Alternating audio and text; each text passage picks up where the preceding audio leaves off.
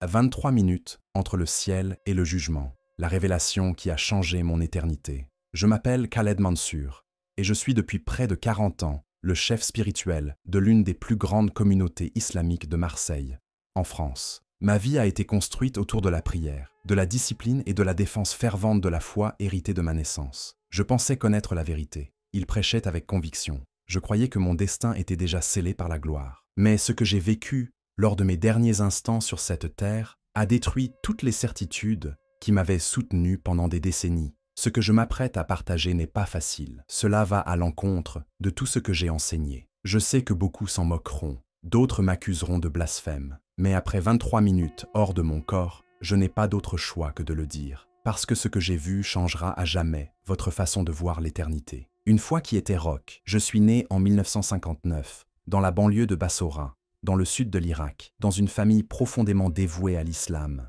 Mon père était un juriste respecté, et depuis toute petite, on m'a appris à suivre tous les commandements religieux avec une rigidité absolue. À l'âge de 8 ans, il avait déjà mémorisé le Coran. À 13 ans, il dirigeait les prières dans les mosquées locales. Des années plus tard, après avoir terminé mes études de théologie à l'université de Damas, j'ai été invité à diriger une mosquée en France. Là-bas, pendant près de 4 décennies, j'ai dirigé des milliers de prières, fondé une école coranique et défendu activement la foi islamique traditionnelle. Pour moi, l'islam était incontestable. C'était la seule vérité, jusqu'au jour où la mort a frappé à ma porte. Le silence, avant la tempête. En octobre 2023, j'ai reçu un diagnostic brutal, un cancer du pancréas en phase terminale. Le médecin a été direct. Je n'avais que quelques mois, voire quelques semaines. Pour moi, ce n'était pas une punition, mais un honneur. Être testé par Allah était un signe de faveur divine. La nuit de ma mort, la chambre d'hôpital était enveloppée de silence. Mes filles venaient de partir. Je récitais seul, à voix basse, des vers qui m'accompagnèrent tout au long de ma vie. C'est à ce moment-là que la douleur envahit ma poitrine comme une lame. Ma respiration s'est arrêtée. Et dans un dernier murmure, j'ai déclaré « Il n'y a de divinité qu'Allah, et Mahomet est son messager ». Mais ce qui est arrivé ensuite n'était pas le paradis. La traversée inattendue. Je me suis réveillé dans un vide absolu. Il n'y avait ni son, ni temps, ni forme. C'était comme flotter dans un espace éternel et isolé. Je pouvais voir mon corps être réanimé par les médecins. Leur voix semblait lointaine, comme sous l'eau. C'était comme regarder un film dont je ne faisais plus partie. Mais ensuite, l'environnement a changé. Un tunnel d'ombre et de lumière est apparu devant moi. Et à l'intérieur, des échos de voix familières. Ma mère récitant des prières, des sermons que j'avais moi-même prononcés, des cris de célébration religieuse. Ces sons, qui étaient autrefois sacrés pour moi, ont commencé à se déformer, à se transformer en quelque chose d'oppressant, comme s'ils cachaient une vérité que je n'avais jamais voulu voir. C'est alors que l'illusion a commencé à s'effondrer, la vision qui m'a brisé le cœur. Devant moi, j'ai vu un jardin d'une beauté indescriptible, des fleurs qui brillaient de leur propre lumière, des eaux cristallines coulant entre des collines dorées. J'ai ressenti une joie qui m'a fait pleurer. J'ai pensé, je suis là, ça y est, mais tout ça était un mensonge. Et sous mes yeux, le paysage commençait à se désintégrer. Les fleurs se desséchèrent, les eaux devinrent noires et visqueuses, l'air devint lourd et fétide. Le ciel, auparavant clair, s'est transformé en une obscurité profonde. Ce qui semblait être le paradis s'est avéré être une tromperie, un leurre. Et puis j'ai entendu des cris. Ce n'étaient pas des voix inconnues, c'étaient des visages que j'adorais. Mentors, frères de la foi, des gens que je pensais être dans la gloire. Ils ont pleuré, ils ont supplié. Ces paroles étaient désespérées. Pourquoi personne ne nous l'a dit? Comment étions-nous si aveugles? Mon cœur s'est figé. Je voulais courir, je voulais me réveiller. Mais j'étais piégé dans cette vision, cette vérité brute que ma religion n'osait jamais expliquer. C'est alors qu'une présence est apparue devant moi. La révélation qui a tout changé. Devant moi, dans l'immensité de cette obscurité, j'ai vu des visages familiers, de grands érudits, imams et chefs religieux qui m'ont précédé, des hommes qui ont consacré leur vie à l'islam, désormais emprisonnés, la présence qui a paralysé mon âme. Ce que j'ai vu dans cet endroit dépassait toute description. Devant moi, une silhouette majestueuse est apparue, assise sur un trône de lumière obscurcie. Une silhouette imposante attendait, comme si elle connaissait chaque détail de mon âme. Mon cœur s'emballa. Pendant un instant, j'ai cru que c'était Dieu. Mais à mesure que je me rapprochais, quelque chose se brisa en moi. La silhouette n'était pas divine, elle était humaine. Et puis je l'ai reconnue. C'était Youssouf, le prophète vénéré depuis des siècles, mais pas comme je l'imaginais. Son visage était pâle, ses yeux enfoncés par une douleur insupportable, des chaînes enroulées autour de ses bras. Il n'a pas brillé dans la gloire, il a souffert. Khaled, murmura-t-il, la voix étranglée par la culpabilité. Nous avons été trompés. Le sol a disparu sous mes pieds. Les mots résonnaient comme des lames dans mon esprit. Tout ce que je croyais, un mensonge? Non, ne dis pas ça, j'ai crié en tremblant intérieurement. Tu étais l'élu, le messager de la vérité. Mais sa réponse fut encore plus dévastatrice. Voir et comprendre les origines cachées des mensonges. Les ombres environnantes commencèrent à tourner. Un tourbillon de visions a pris forme. Soudain, je me trouvais devant un ancien sanctuaire. J'ai reconnu la Kaaba, mais pas celle que nous connaissons aujourd'hui. Des idoles l'entouraient, et au centre, il y avait un symbole, le croissant de lune. Le nom Allah résonnait parmi les fidèles, non pas comme un dieu unique, mais comme le chef d'un panthéon païen. J'étais paralysé, tout en moi réclamait une explication rationnelle, mais la vérité était indéniable. Ce que je considérais comme divin avait été façonné par la main de l'homme, une fusion de croyances tribales, politiques et religieuses réunies pour contrôler. Les visions ont continué. J'ai vu des rituels absorbés par les religions précédentes. J'ai vu comment les textes étaient adaptés, déformés, assemblés, des extraits du judaïsme, du christianisme, du zoroastrisme, des traditions locales. Le livre, murmurai-je presque sans force. Un volume est apparu devant moi. Les pages bougèrent d'elles-mêmes, révélant des fragments d'origines différentes. Sections contradictoires, subtiles modifications au fil des siècles. Cette prétendue perfection que j'avais tant proclamée n'était qu'une illusion. Je tombais à genoux, étouffant de douleur. Une vie entière, consacrée à quelque chose qui n'était pas ce qu'il semblait être. À côté de moi, Youssouf pleurait. Moi aussi, j'ai été trompé, Khaled. Sa voix était un aveu. La voix que j'ai entendue n'était pas celle de Dieu. J'ai cru, mais c'était différent. Et maintenant, la vérité va vous être révélée. La lumière qui a déchiré les ténèbres. C'est alors qu'une lumière apparut. Pas comme ce feu vert que j'associais au paradis islamique. C'était plus intense, plus vivant, plus sain. Une présence a commencé à émerger. Chaque ombre recula, chaque mensonge perdait de sa force. Une voix résonna. « Khaled, tu as cherché la vérité toute ta vie. Maintenant, c'est devant vous. » Je me suis prosterné. Mes os tremblaient. À côté de moi, Youssouf faisait de même. Et puis, j'ai vu les marques sur ses mains. Avant de dire quoi que ce soit, mon âme le savait déjà. C'était lui, Jésus, ni le prophète Isa, ni un messager ordinaire, mais le roi de l'éternité, celui qui vit et règne, l'agneau, le fils du Dieu vivant. Son regard m'a traversé comme une vague d'amour pur. Il n'y a eu aucune condamnation, il n'y avait aucune arrogance, juste une compassion si infinie qu'elle a révélé toutes les couches de ma tromperie. Il s'approcha et lui tendit les mains. « Mon fils, dit-il d'une voix douce mais puissante, tu as conduit beaucoup de gens sur des chemins qui semblaient clairs, mais qui étaient dans l'obscurité. Maintenant, vous serez témoin de la vérité. » Et puis, il m'a montré l'avenir qui est sur le point d'arriver. Ce que j'ai vu ensuite, je ne peux pas le décrire entièrement. Mais ce que je peux dire, c'est ceci. L'islam connaîtra un bouleversement sans précédent. Des milliers de personnes auront les yeux ouverts. Beaucoup résisteront à la vérité.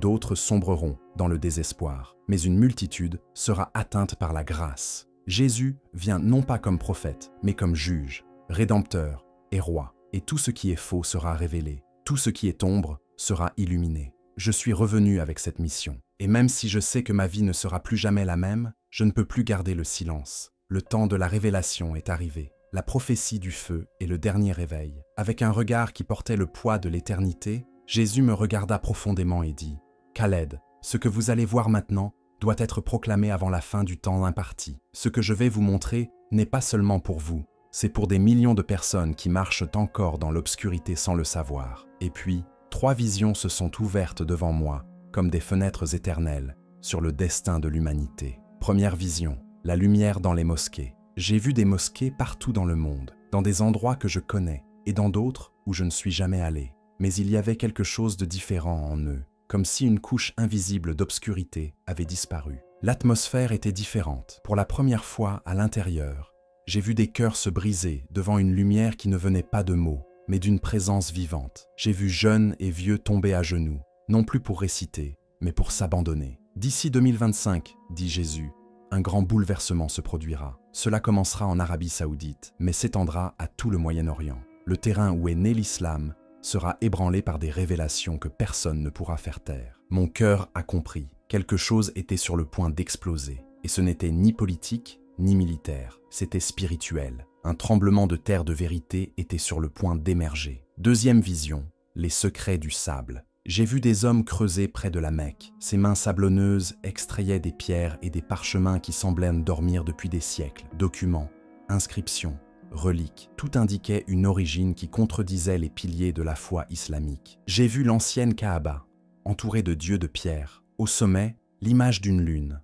marque d'un dieu ancien, bien avant le monothéisme. Il était impossible de le nier. Allah était le nom d'une divinité tribale, point culminant d'un système reconfiguré au fil des siècles. J'ai vu des érudits essayer de cacher ces découvertes. Des chefs religieux brûlent des preuves, mais il était déjà trop tard. La vérité se déchaînait comme le feu à travers la paille sèche. Et dans ce feu, le voile a commencé à se déchirer. Troisième vision, ils vous reconnaîtront. La vision ultime m'a emmené dans les rues, les déserts et les villes, aux quatre coins du monde musulman. J'ai vu des hommes et des femmes rêver de lui. Pas le prophète Isa, mais le Christ vivant. Non plus comme messager, mais comme sauveur. Jésus leur est apparu, en silence, en larmes, avec des mots d'amour, dans des visions claires. Le voile de la doctrine est tombé devant la présence vivante du Fils de Dieu. Et puis, la douleur. J'ai vu la persécution. J'ai vu des familles se désagréger. J'ai vu des gens être expulsés de chez eux, attaqués, menacés et tués. Jésus s'est alors tourné vers moi. Son visage était marqué par la douleur de chacun d'eux. Ils paieront un prix élevé pour me suivre, mais je les soutiendrai, parce que c'est la génération qui dira oui à la vérité, même face à la mort. Puis il m'a montré ce qui était encore à venir. Une crise profonde à la Mecque va ébranler le monde islamique, un phénomène naturel qui affectera la Kaaba et personne ne pourra l'expliquer. Des milliers de personnes fuirent la foi à cause de révélations incontestables. Une nouvelle génération proclamant l'Évangile avec un courage surnaturel. Jésus conclut, pendant des siècles, on a appris à votre peuple à s'incliner 5 fois par jour devant une pierre. Mais maintenant, je vais me révéler et ils se tourneront vers moi. Le dernier avertissement, sur la dernière image, j'ai vu un nuage sombre essayant d'étouffer ce renouveau. Une contrefaçon a émergé, des voix mêlant le christianisme à l'islam, essayant d'effacer la croix avec de fausses doctrines. Jésus a été clair, un faux réveil viendra avant le vrai. Beaucoup seront trompés. Mais rappelez-vous, le chemin est étroit et le salut n'existe que grâce à mon sang et à ma résurrection. Des vérités que l'islam a niées. Il n'a pas parlé avec haine. Il y avait de la douleur dans sa voix. Il ne voulait pas détruire les musulmans. Il voulait les libérer. Khaled, tu l'as vu. Maintenant, il faut compter. Le retour et le miracle inattendu. J'ai senti mon esprit être aspiré. J'ai essayé de conserver la vision. Il y en a encore tellement. Mais ces paroles ont résonné à travers l'éternité, alors que je tombais dans le tunnel de la vie. La vérité est avec toi maintenant, et je le serai aussi. Je me suis réveillé à l'hôpital, entouré de voix étonnées. Il est de retour, mon Dieu.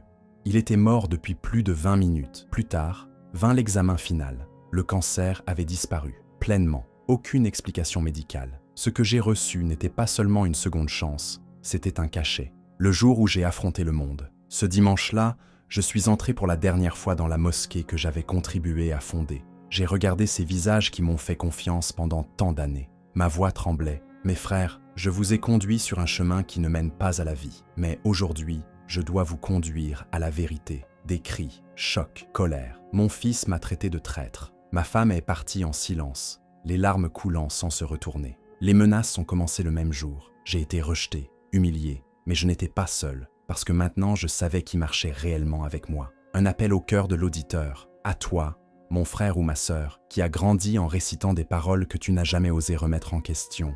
Je te comprends. La colère que tu ressens, la peur de se tromper, la honte de regarder au-delà de ce qu'ils ont enseigné. Mais écoutez, la vérité a déjà commencé à briller, et elle frappe à votre porte maintenant. Il n'est pas trop tard. Vous n'avez pas besoin de tout comprendre. Il vous suffit de faire un pas. Jésus vous attend déjà à bras ouverts, non pas comme un prophète lointain, mais comme Dieu lui-même, fait homme. Le choix final, tradition ou vérité vivante. Je sais exactement ce qui te passe par la tête en ce moment. Et la foi qui m'a guidé tout au long de ma vie. Qu'en est-il des prières répétées jour après jour? Qu'en est-il du pèlerinage sacré, des jeûnes, des années d'abandon total? J'ai également posé ces questions. Moi aussi, je tremblais devant eux. Mais aujourd'hui, avec tout l'amour et la responsabilité, je dois vous poser une seule question. Et si tout ce qu'on vous apprenait était construit sur du sable? La vérité n'a jamais peur d'être examinée. La vérité n'exige pas une obéissance aveugle. Il invite la lumière, pas l'ombre. Si vous cherchez vraiment des réponses, osez regarder au-delà de ce qui vous a été imposé. Recherchez l'histoire de la Kaaba avant l'islam. Étudiez en profondeur les origines des pratiques religieuses. Et surtout, lisez la Bible, sans le prisme des doctrines extérieures. Parlez directement à Dieu, priez, demandez-lui la vérité. Il écoutera, les prophéties se réalisent déjà. Ce que Jésus m'a montré n'était pas une prédiction lointaine. C'était un signal d'alarme, et cela commence déjà. La semaine dernière, la première des découvertes archéologiques qu'il a révélées a commencé à circuler parmi les universitaires. Ils essaient toujours de le cacher, mais cela sera impossible pendant longtemps. D'autres révélations viendront. Et d'ici 2025, le monde islamique sera confronté à des preuves si claires que personne ne pourra les ignorer. Mais vous n'êtes pas obligé d'attendre. Des centaines de musulmans à travers le monde ont déjà des rêves et des visions sur Jésus. Il se révèle personnellement en traversant les barrières, les traditions et les géographies. Si vous avez des doutes, faites cette prière sincèrement. Dieu d'Abraham, montre-dis-moi qui est vraiment Jésus, même si cela change tout dans ma vie. Le prix à payer pour connaître la vérité. Je sais ce qu'exige cette commande. Au cours des 6 derniers mois, j'ai perdu tout ce que le monde appelle stabilité. Ma position, ma famille, ma communauté et même ma sécurité. Aujourd'hui, je vis dans un endroit tenu secret, changeant constamment d'adresse pour rester en vie. Mais quand même, je vous le dis avec des larmes de conviction, je ne le regrette pas, parce que j'ai finalement trouvé le droit chemin, non pas celui que je pensais connaître, mais celui qui est le chemin lui-même. Aux chefs religieux qui écoutent, vous savez de quoi je parle. Ils connaissent les questions qu'ils ne peuvent pas taire la nuit, des textes qui se contredisent, des silences forcés, des débats qui n'ont jamais lieu. Vous connaissez les manuscrits qui ont été cachés, des décisions prises pour des raisons de commodité historique. Tu n'es pas seul. Beaucoup d'autres s'interrogent également. Certains ont déjà découvert la vérité, mais ont peur de tout perdre. Jésus frappe à la porte de leur cœur. Ô femmes musulmanes, Jésus m'a montré combien tu es aimée. Vous n'êtes pas inférieur. Vous n'en êtes pas moins spirituel. Ils ne sont la propriété de personne. Vous êtes des filles précieuses du Dieu éternel. La liberté qu'il offre n'est pas une évasion culturelle, c'est une dignité spirituelle, un amour qui couvre, guérit et restaure. Le voile qui compte pour Jésus n'est pas celui qui couvre la tête, mais ce qu'il veut retirer du cœur, afin que vous puissiez le voir clairement. À la jeune génération, vous n'êtes pas faible pour douter. L'inquiétude qui grandit en vous est le signe que Dieu vous appelle. Vous assisterez au plus grand réveil spirituel de l'histoire du monde islamique. Ne laissez pas la peur de la honte vous empêcher de franchir l'étape la plus importante de votre vie. Vous avez été fait pour la vérité, ce qui vient maintenant. Une fois ce message diffusé, 3 choses se produiront. Ils diront que j'ai été acheté par des chrétiens. Ils prétendront que je n'ai jamais été un véritable adepte. Ils tenteront de détruire ma réputation, mon histoire et même ma vie. Mais écoutez bien, la vérité ne dépend pas de celui qui l'annonce. Elle se soutient. Et si vous avez le courage de le chercher, Dieu vous le révélera. Le Dieu d'Abraham, d'Isaac et de Jacob, et non un Dieu créé par tradition, vous appelle au véritable salut en Jésus le Christ. Le temps presse. J'ai vécu 68 ans de ma vie dans la religion. J'ai étudié, enseigné, prêché. Mais ce n'est que dans mes derniers jours que j'ai découvert que la vérité était toujours devant moi. Maintenant, cette décision est entre vos mains. Allez-vous continuer à suivre la foule ou aurez-vous le courage de faire le premier pas vers l'éternité? Jésus vous attend, non pas avec des exigences, mais avec amour, avec rédemption. Vraiment. Une prière pour ceux qui sont prêts. Si vous êtes arrivés jusqu'ici, dites cette prière avec moi. Seigneur Jésus, je ne connais pas toute la vérité, mais je veux la connaître. Touche mon cœur, ouvre mes yeux, montre-moi qui tu es, enlève ma peur et conduis-moi sur ton chemin. Amen. Je m'appelle Karim Haddad. Pendant des décennies, j'ai été un aimant. Aujourd'hui, je ne suis qu'un serviteur de Jésus-Christ qui m'a rencontré dans la vallée de l'ombre de la mort, et il veut vous trouver aussi.